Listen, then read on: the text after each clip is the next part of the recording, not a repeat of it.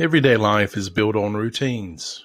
Morning coffee, a bus ride to school, just a quick trip to see a grandmother. But sometimes those ordinary moments, they crack open and reveal something far darker.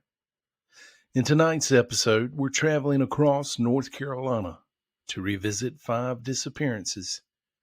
Each one began with something simple, like grabbing a drink at a bar, waiting for a school bus, or attending a church service, or maybe helping a friend or visiting family. Yet each one ended the same way, with a life vanishing into thin air, and a trail of eerie, unanswered clues is all that's left.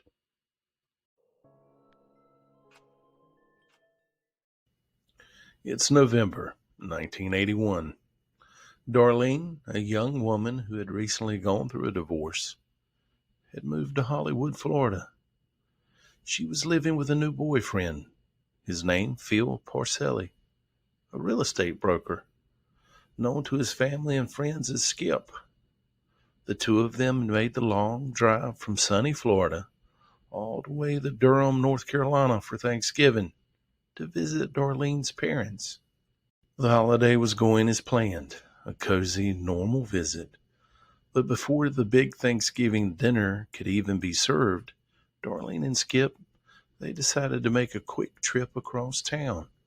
They wanted to visit Darlene's grandmother, so they hopped in their rental car, waved goodbye, and set off for what should have been a very short drive. For a few days, Darlene's family assumed the pair had simply changed their plans.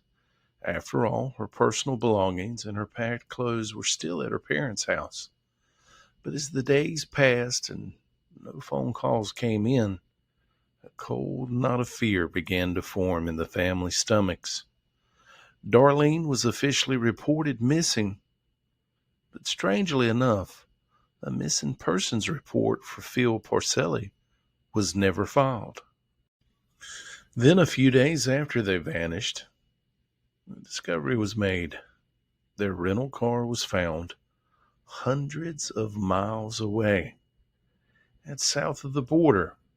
You know, that famous roadside attraction on I-95 that straddles the North Carolina and South Carolina state lines. When investigators arrived at the scene, the car offered almost nothing. No signs of a struggle, no blood, no shattered glass, nothing that pointed to foul play. But inside the otherwise clean vehicle, there was a single terrifying clue. A belt buckle with the emblem of the Outlaws motorcycle gang.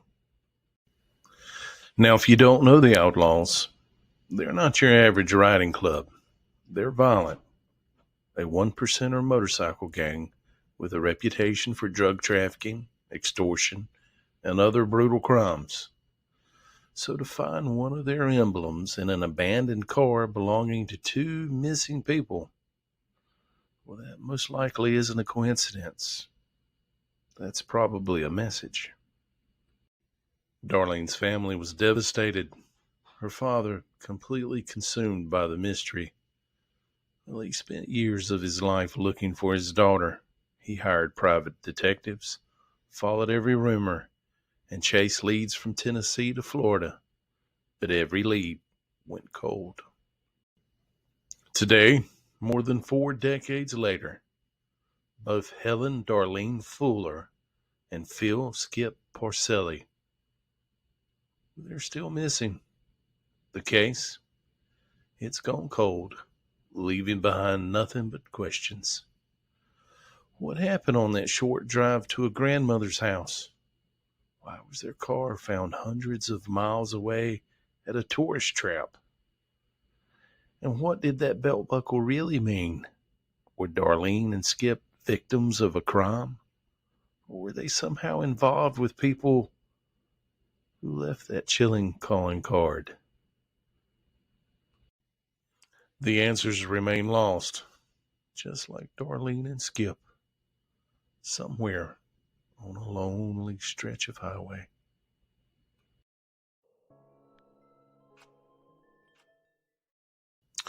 Now we're talking about a case that just starts with a simple act of kindness.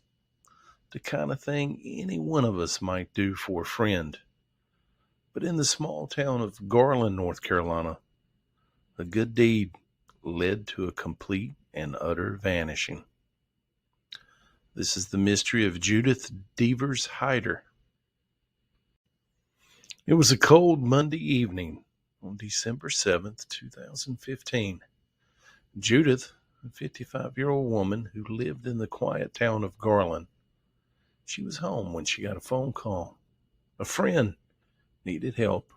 Their truck wouldn't start.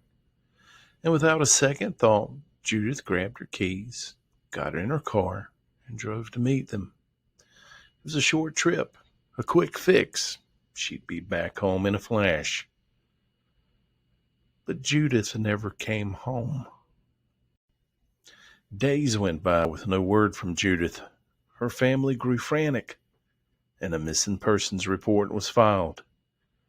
And as investigators began to search, a bizarre discovery was made.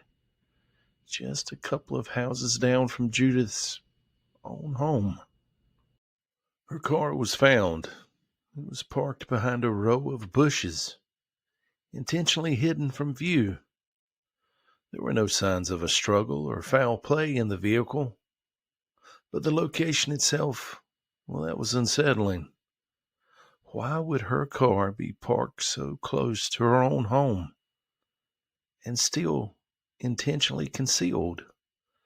It was a clue that made absolutely no sense. Soon the days turned into weeks. The mystery, it only deepened.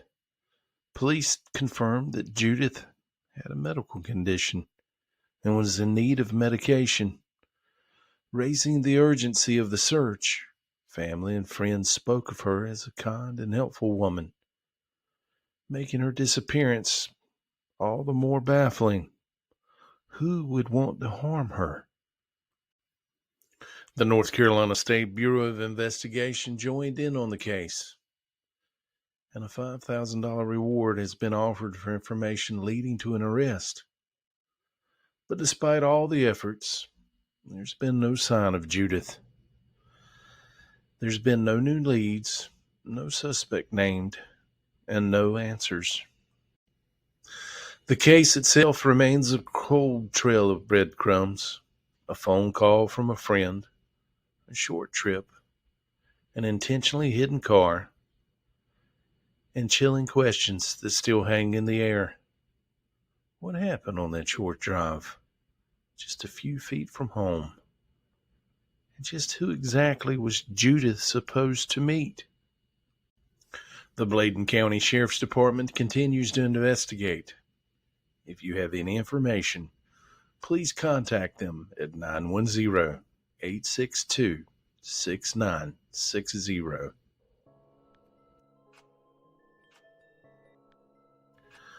The following story is one of the most frustrating kinds, a puzzle with almost no pieces. A good man, surrounded by his friends and community, vanishes on a Sunday morning, dressed in his Sunday best. We're going back to June 15th, 1975. Just happened to be Father's Day that year. Rocky Mount, North Carolina. This is the case of Calvin Brazier. Calvin was a 71-year-old gentleman from Philadelphia, Pennsylvania, and he was a dedicated member of his church, North Providence Baptist. On this particular Sunday, he traveled by bus with his church group down to North Carolina to attend a gospel music program at the Joy Hope Holy Church. Now picture this scene. It's 11 in the morning. Church is either just starting or maybe it's a break between services. Calvin is dressed impeccably, as was fitting for the occasion. A dark blue suit, a crisp white shirt, a striped tie, and a perfect brown hat. A sharp-looking man, slightly built, just around 5'7" tall. He also had a small distinguishing features, One of his eyes was partially closed. Calvin was last seen leaving the church grounds on the 100 block of Bennett Street. He was alone, and he was on foot. And that's where the story stops. He was never heard from again. Think about that for a moment. This wasn't some remote hiking trail. This wasn't a crowded, chaotic city center.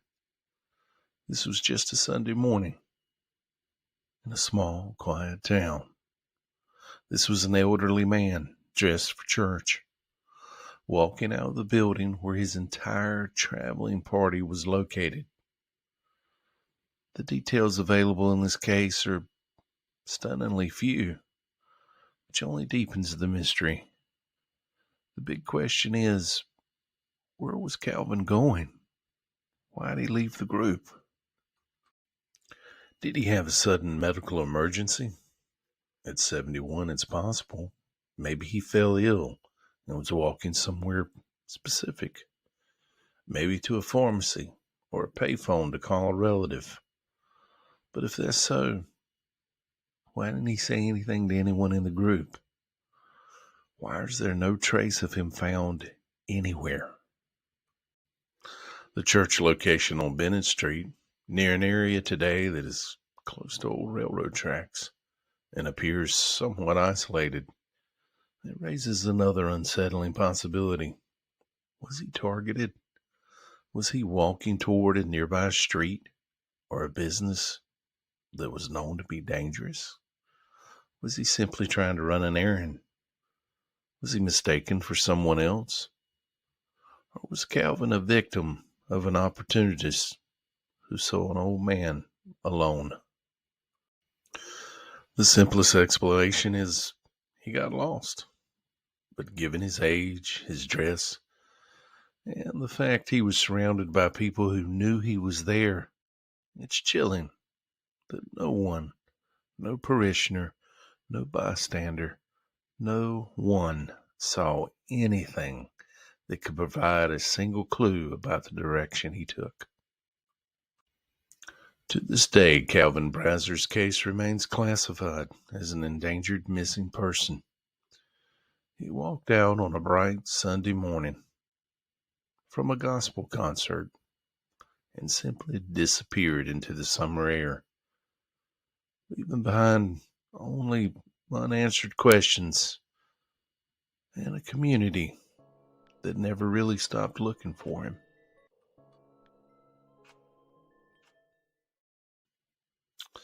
You hear the same routine every morning.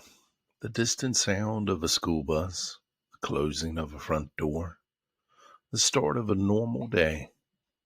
But sometimes that routine is shattered, leaving behind a terrifying, inexplicable void. Today we're talking about a case that begins at a high school bus stop. This is the story of Kimberly Thrower. Kimberly, or Kim as her friends called her, was a 16-year-old girl living in Laurinburg, North Carolina.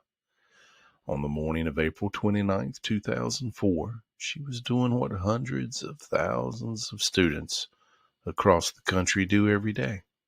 She was heading to school.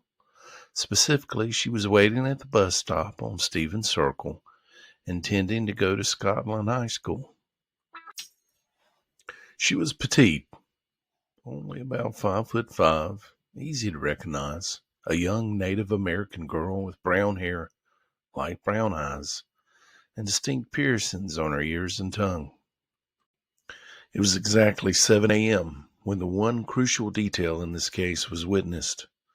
Someone saw Kim at that bus stop. They saw her interact with an African American male.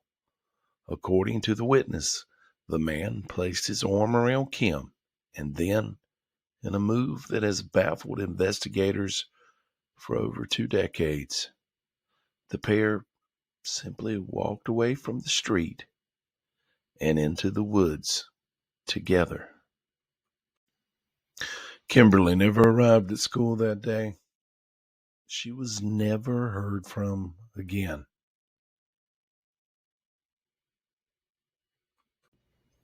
Now, what makes this case so agonizing for her family is the immediate response. Because of the sighting, the fact that she walked with a male companion, authorities, they initially classified the case as a runaway. The assumption was that she went off with someone she knew, possibly a boyfriend, and she would be back. But as the days turned into weeks, and weeks, they unfortunately turned into years, that hope has faded into a cold, hard silence. Kim had left her family, her community, and her life behind, and not a single verifiable trace of her existence has surfaced since. How does a 16-year-old runaway go without reaching out to anyone? For over 21 years. It just doesn't sit right.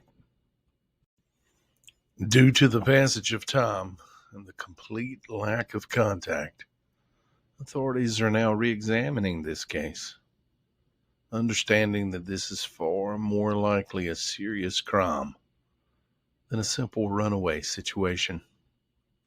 The questions are chilling. Who was that man? Did she go willingly into the woods, only to be trapped by circumstances she couldn't control? Or was she lured into a situation that ended her life just a few feet from her regular bus route? We don't know the answers. All we have is a final terrifying moment that a teenager walked away from her life into the woods on a quiet school morning. Kimberly Thrower's case remains unsolved.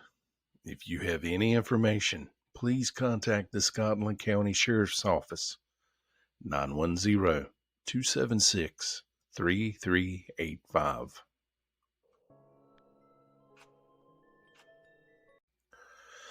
Now let's head over to another small town with a big mystery.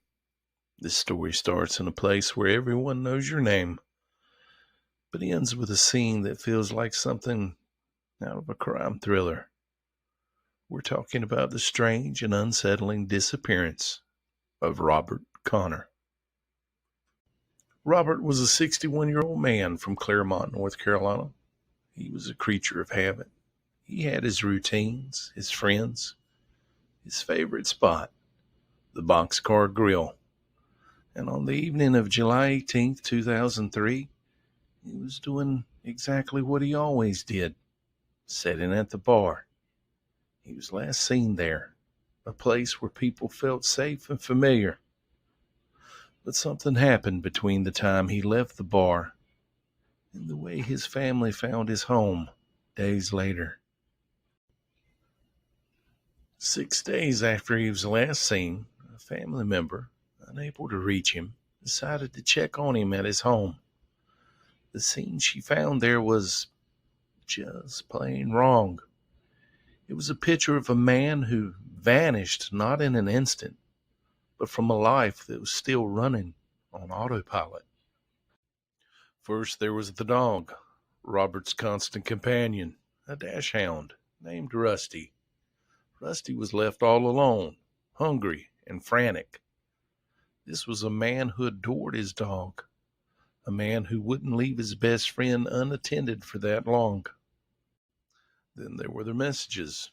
His telephone answering machine had 14 unheard messages on it, all unanswered.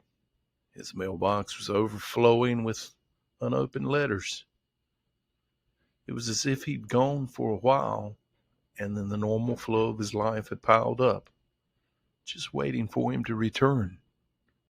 And the truck, his pickup, was parked in an unusual, odd spot for him at his house. Why would he leave it there like that? Was someone else driving it? Or was he not the one who parked it there at all? But the most odd or strange detail was discovered inside the house. A .357 Magnum handgun that Robert always kept under his couch. It was missing. It was his protection, his security. Was he so threatened he took it with him? or did someone take it? The circumstances of his disappearance are entirely unknown. Robert Connor didn't just walk away. He left behind a trail of eerie breadcrumbs that suggest foul play. Who was the last person to see him besides that bartender? Why did his life stop so abruptly while everything else around him continued on?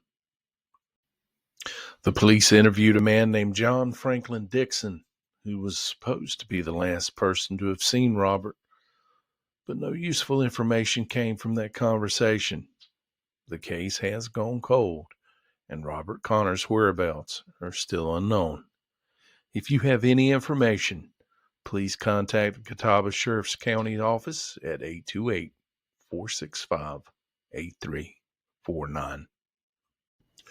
What's most chilling about these stories, it isn't just that these people disappeared. It's how normal their final moments seemed. A routine errand, a short walk, just a quick stop on the road, then nothing. Somewhere along the line, the ordinary became extraordinary. And that's what makes these mysteries so haunting. Because if it could happen to them in their familiar worlds, it could happen to us at anywhere, at any time.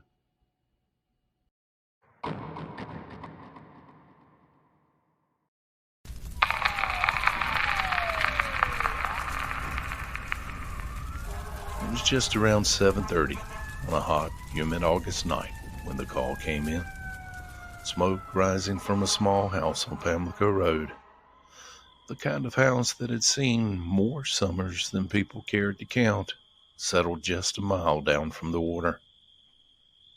When deputies finally crawled beneath the eaves of that smoke-choked house, they made a horrific discovery. 54-year-old Linda Lee Jackson, known to her family and friends simply as Lee, was found in her bedroom. She'd been killed, and her body, well, it was then set on fire, hidden by the very flames meant to destroy the evidence.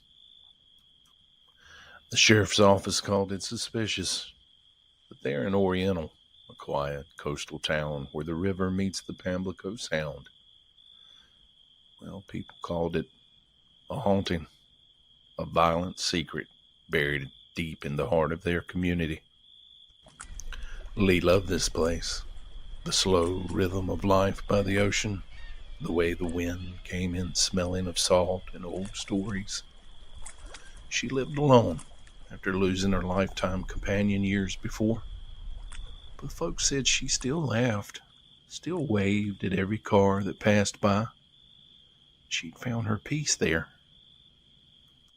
Her home on Pamlico Road was shaded by pines and wild jasmine. Neighbors confirmed she was last seen just a few days before the fire. Quiet, yes, but not troubled. Just alone.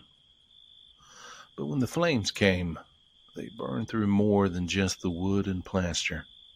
They erased pieces of her final hours.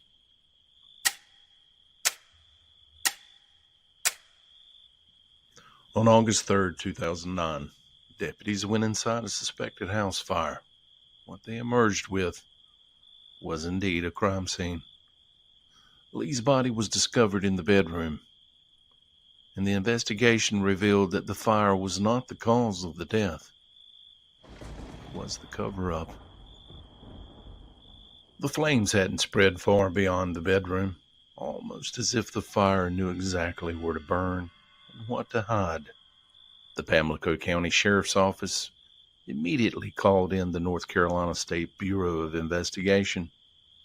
They searched through the ruins, interviewed locals, pieced together the fragments. But the story refused to fit the mold of just a simple accident. Someone had deliberately set this violence in motion. In Oriental, stories don't just disappear. They change shape, turn cold.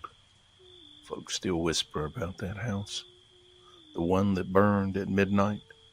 Some say you can still smell the smoke on certain nights when the wind comes in off the river. Others say it's the quiet itself. In a small coastal town, silence doesn't mean no one knows.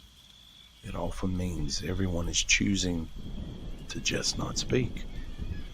The town is holding on to what it can't reconcile.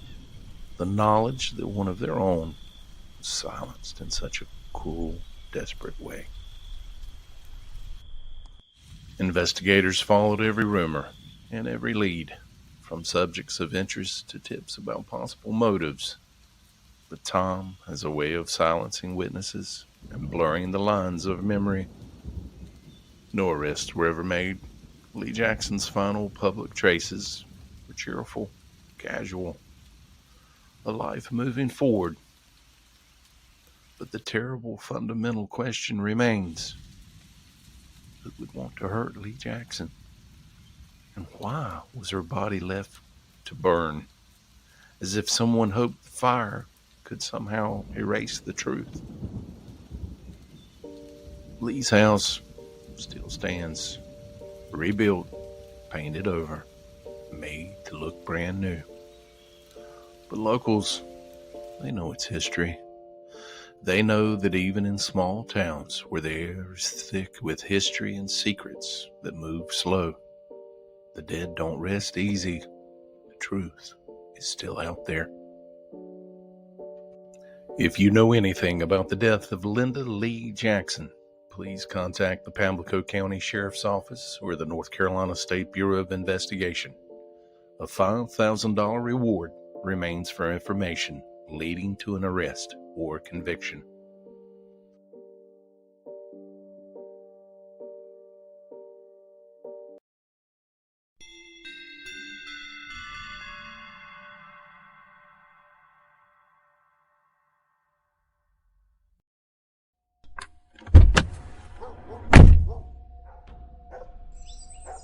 The story takes us out of the Deep South for a moment to the golden streets of Sacramento County, California. It's October 8th, 1991. Timothy Armstrong, a man of just 34 years, goes about his life like any other morning. He isn't famous. He isn't in trouble with the law. He isn't someone with a long trail of enemies nipping at his heels. And yet, this morning would be his last in California. For on that day, Timothy disappears completely, without a word, without reason, without a trace. Law enforcement searched. His family begged for answers, but his days became weeks, and soon weeks turned into years. The trail grew colder than a forgotten grave. Timothy Armstrong was no longer a man of flesh and breath. He'd become only a file number, a faded photograph pinned to a corkboard. And for 6 long years, he existed only as a question mark. But then, nearly 3,000 miles away from where Timothy's story began, another chapter was written. It's now March 9th, 1998, in New Bern, North Carolina, a quiet town where the Neuse River runs wide and deep, and the pines whisper secrets to those willing to listen. Here Timothy Armstrong is found, dead. No one can say how a man vanished on the western edge of the country, only to reappear lifeless on the opposite coast nearly 7 years later. Did he run from something in California, trying to outrun a past he never spoke of? Did he follow a whisper of love crossing the country for someone whose name we'll never know? Or were there darker forces that plucked him from one coast and cast him down deep in the shadows of North Carolina? The records, they remain silent. No cause of death has been shared. No answers for his family. No justice. No peace. Only the eerie fact of distance, time, and unfortunately, death. Some say Timothy, well, he may have been murdered in California, his body carried across those miles from someone who wanted him hidden. Others whisper that he may have lived for years in secret, slipping into another life until fate caught up with him. And then there's the speculation that tugs at the heart, the possibility that love brought him here, that somewhere in the Carolinas he followed a promise, a person, a dream of something new. And perhaps, like so many stories of love, Timothy's story ended in tragedy. But then again, we must remind ourselves, these are only theories, speculations, that fill the silence where the truth is yet to speak. Timothy Armstrong's story is more than just a mystery. It's a haunting. It's a reminder that some lives vanish, not in a single moment, but across years, across miles, across the silent places in between. Did he flee? Did he follow love? Or did someone carry his silence with them across those roads? We may never know the answers. But here in the South, we understand that the land remembers. And somewhere between California's sun and North Carolina's pines, Timothy Armstrong's ghost still walks the road he never got to finish.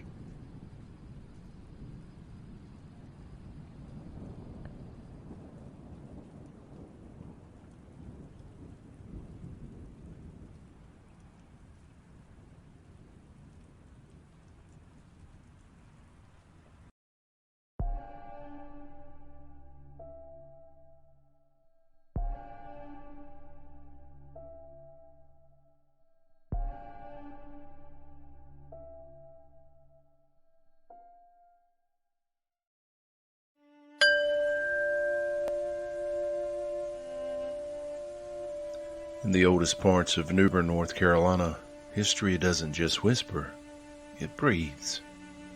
And down on Pollock Street, where the homes lean a little with age and the river fog curls like smoke, the past still lingers beneath the floorboards. And it was here, on a late November morning in 2015, that a crew of construction workers slipped under an old house to fix a leaking pipe, and instead uncovered something no one was really ready for. Wrapped carefully in a blanket, as if someone had meant to hide her, or perhaps to protect her, lay the body of 52-year-old Cynthia George. Cynthia had once lived an hour's drive away in Sneed's Ferry, a quiet stretch of coastal Carolina, where the air smells of salt and pine. Neighbors remembered her as spirited, complicated, and sometimes troubled. She had struggled, they said. She had her share of hard times. But nobody, not one person, expected to hear her name spoken in connection to a house on Pollock Street.